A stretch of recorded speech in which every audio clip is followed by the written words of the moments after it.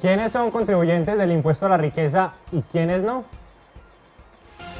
En nuestro especial de reforma tributaria encuentra un completo análisis artículo por artículo.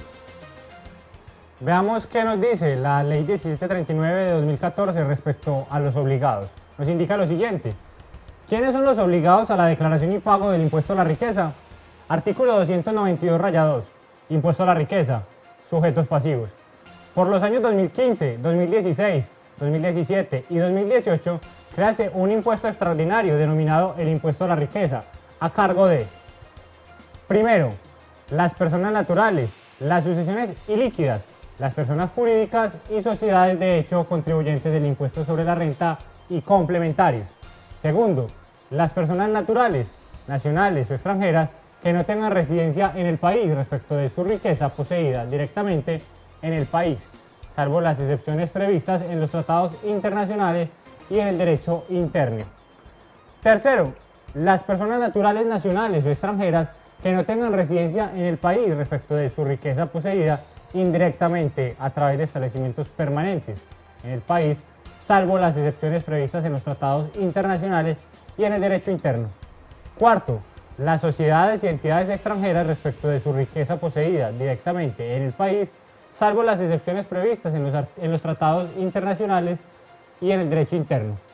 Quinto, las sociedades y entidades extranjeras respecto de su riqueza poseída indirectamente a través de sucursales o establecimientos permanentes en el país, salvo las excepciones previstas en los tratados internacionales y en el derecho interno. Finalmente nos indica el numeral sexto, las sucesiones ilíquidas del causante sin residencia en el país al momento de su muerte respecto de su riqueza poseída en el país. Y precisamente para analizar este tema está con nosotros el doctor Javier García. Doctor Javier, bienvenido a Fórum. Muchas gracias, Daniel. Entonces estamos frente al impuesto a la riqueza. ¿Quiénes son los contribuyentes? Todos. Mire, todo el que tenga patrimonio, o sea, si es nacional, el patrimonio que tenga nacional, y si es extranjero, respecto al que tenga en Colombia, correcto, sea directa o indirectamente. Correcto. Sí, es decir, ahí quedaron todos cobijados. Importante de todo esto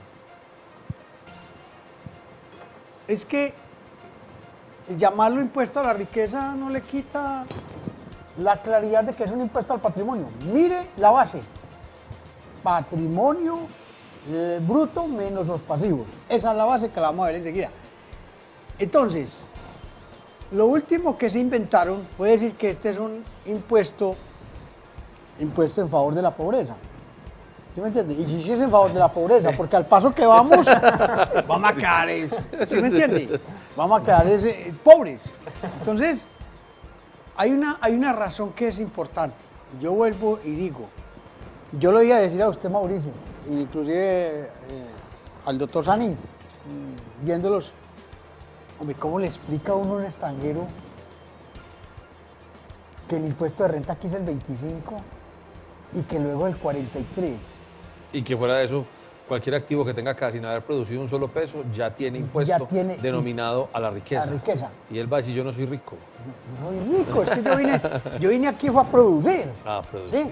Entonces, a mí me parece que el hecho de quitarle impuesto al patrimonio, eso no cambia para nada.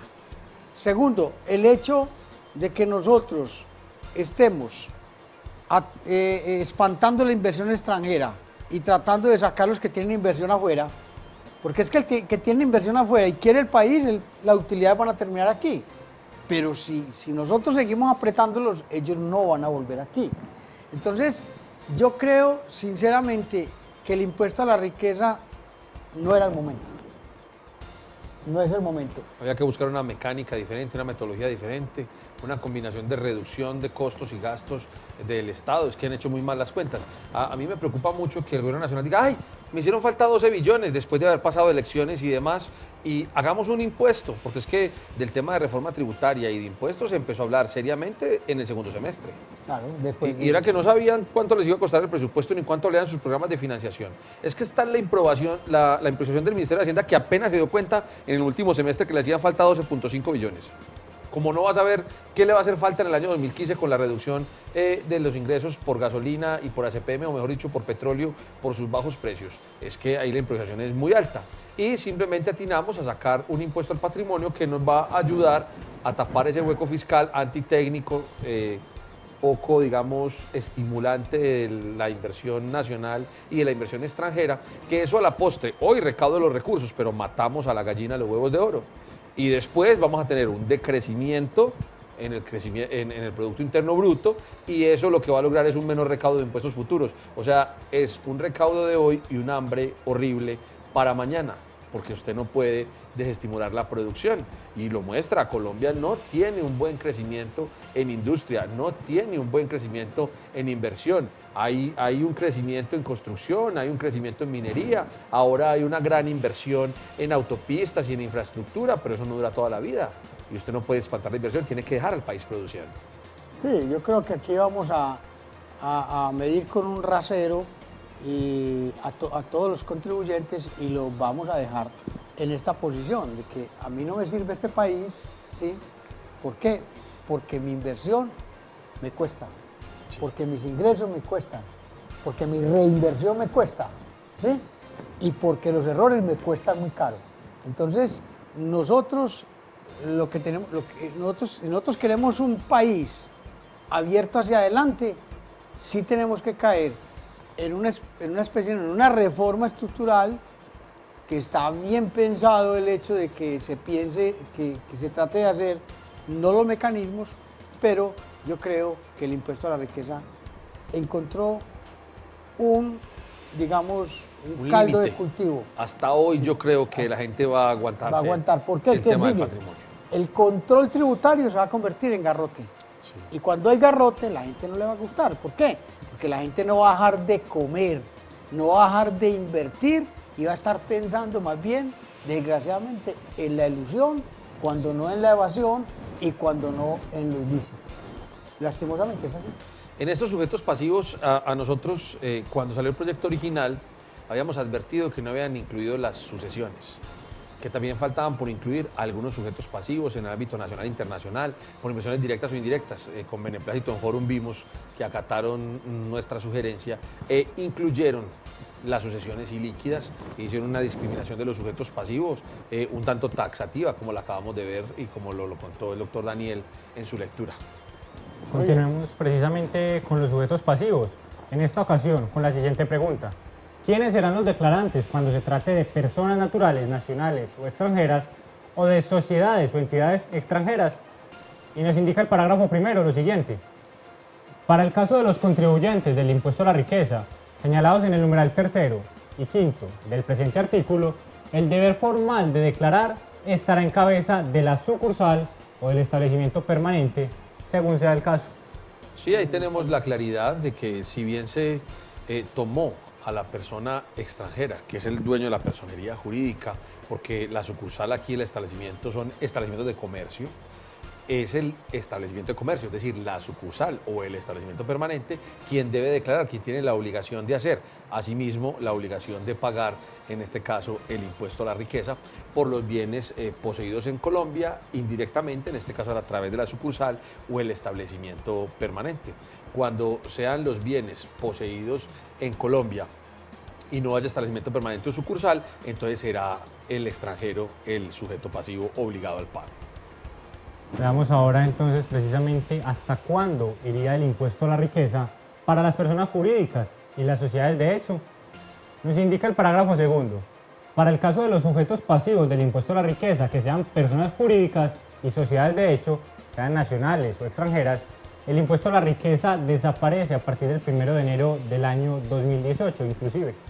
Si desaparece a partir del 1 del año 2018 inclusive, quiere decir que en el año 2018 no hay impuesto a la riqueza, porque el momento de causación es el 1 de enero del año 2018. Entonces tenemos impuesto a la riqueza para personas jurídicas en 2015, 2016 y 2017. Pero para personas naturales, hasta el 2018. Bueno, ¿no hicieron lobby las personas naturales? No, esa es la pregunta que yo quiero hacer.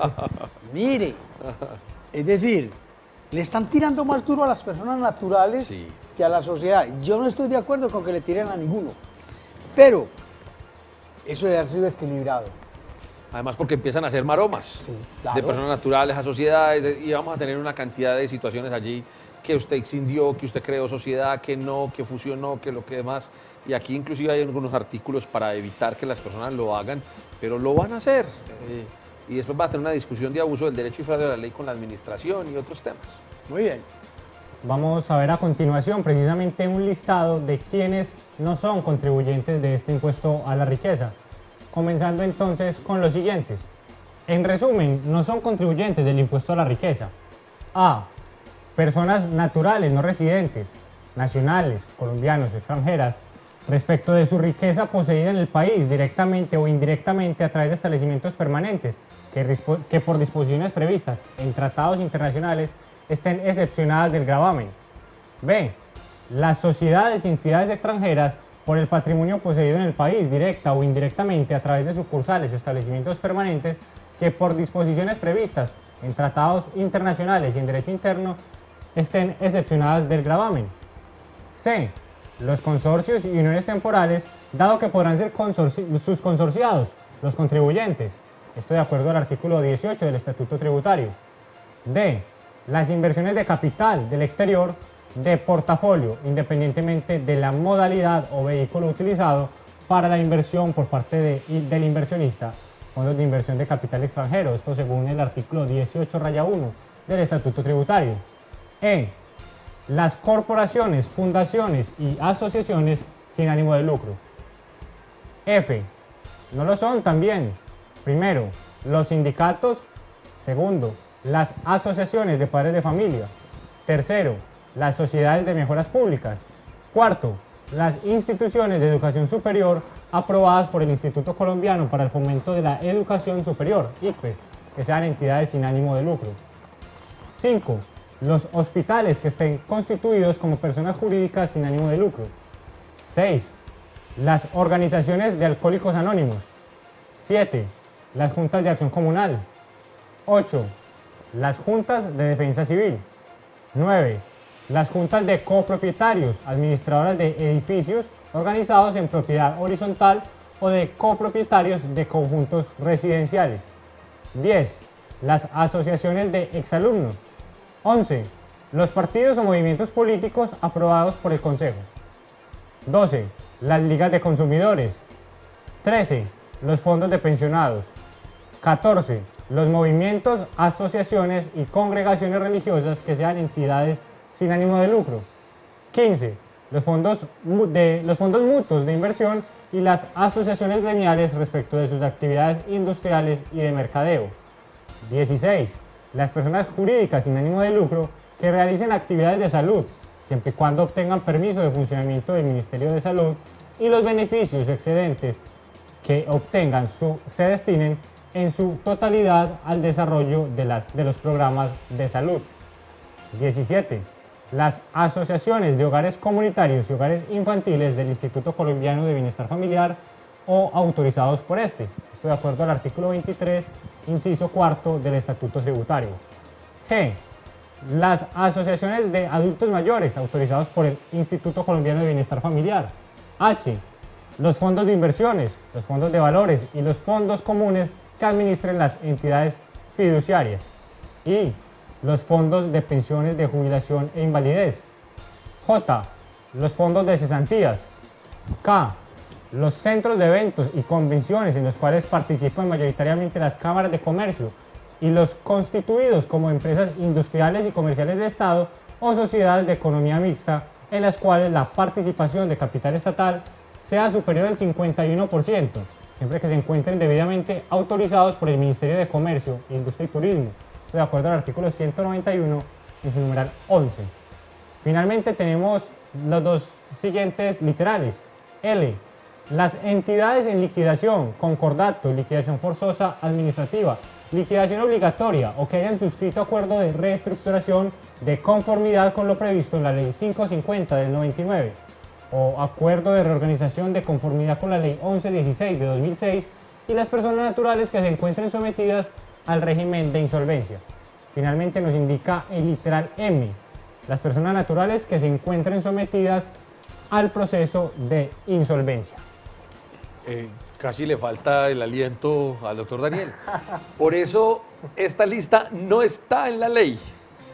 Está en la ley la lista de los artículos. Así es. Aquí el trabajo que se tomó Forum es de hacer una extracción de esos artículos para saber cuáles definitivamente no lo Oye, estaban. está muy bien hecha. Y es una forma muy interesante de uno estudiar la norma, porque en ocasiones cuando uno no revisa cada artículo que está contenido en la ley, algo se le escapa.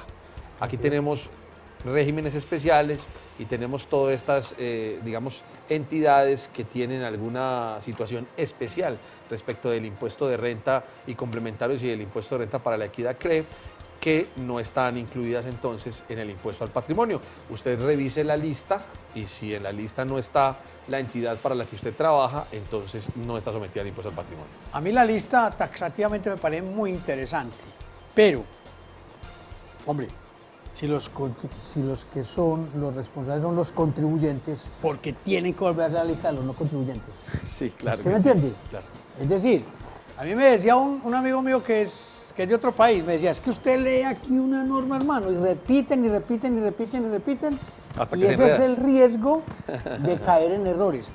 Mire, la lista que hicimos, y está muy bien hecha, pero yo le digo, un legislador con técnica jurídica, es que ya aquí dice los no contribuyentes, a esto hay 4 o 5 que no están en el listado porque los agregaron, esos son los que hay que colocar. De resto, si yo digo, los contribuyentes son los responsables, yo no tengo que decir que ni las acciones comunales, ni los sindicatos, es que esos no son contribuyentes del impuesto de renta, y no caerían ahí. Sí. Entonces yo diría que a veces nuestras leyes quedan muy gordas, muy extensas. Pecan por falta, a veces por exceso. Muy bien. Hagámonos finalmente la siguiente pregunta. Veamos. ¿Qué sucede si se decreta la disolución y liquidación de una sociedad con el fin de no estar obligado al impuesto a la riqueza? Nos indica el parágrafo lo siguiente. Cuando se decrete la disolución y liquidación de una sociedad con el propósito de defraudar a la administración tributaria o de manera abusiva como mecanismo para evitar ser contribuyente del impuesto a la riqueza, él o los socios o accionistas que hubieran realizado, participado o facilitado los actos de defraudación o abuso responderán solidariamente ante la Unidad Administrativa Especial de la Dirección de Impuestos y Aduanas Nacionales por el impuesto, intereses y sanciones, de ser el caso, que la sociedad habría tenido que declarar, liquidar y pagar de no encontrarse en liquidación.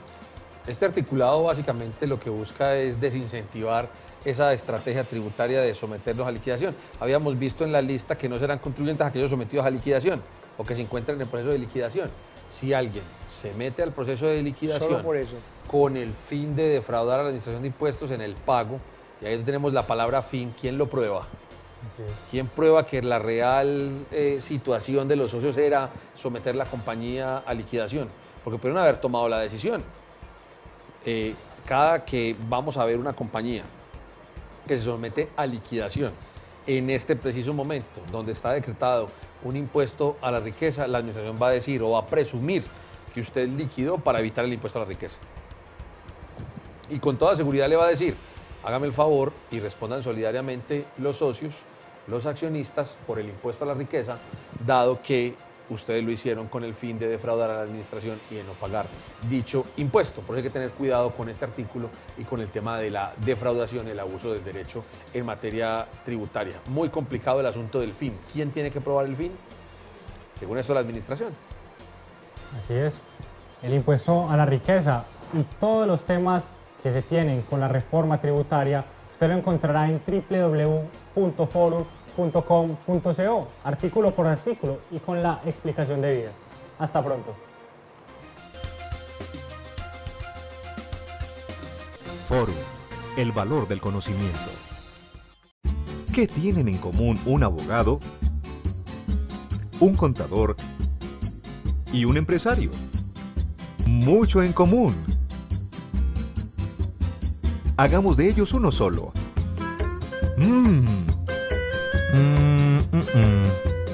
Sí, así está bien. Tienen en común que a los tres su profesión les exige estar actualizados y para ello deben leer al día 12 decretos nacionales, 6 proyectos de ley, una ley, 9 sentencias de la Corte Constitucional, 8 sentencias del Consejo de Estado, 7 oficios de la DIAN. A esto se le suma la sentencia de la Corte Suprema, del Consejo Superior de la Judicatura y del Consejo Electoral, y los oficios, decisiones y actos administrativos de superintendencias, ministerios y entes descentralizados. Para leer esta montaña de información necesitaría 40 horas al día. Con esto, su tiempo de investigación reemplazaría su calidad productiva, lo que significaría... ¡Oh! Pero espera, por suerte existe Forum, la mejor herramienta de actualización. Porque sabemos que el éxito profesional depende de lo que conozcamos, Forum es el valor del conocimiento. ¿Y tú? ¿Sabes qué ley se aprobó ayer? Si tuvieras Forum, lo sabrías. Regístrate gratis en www.forum.com.co.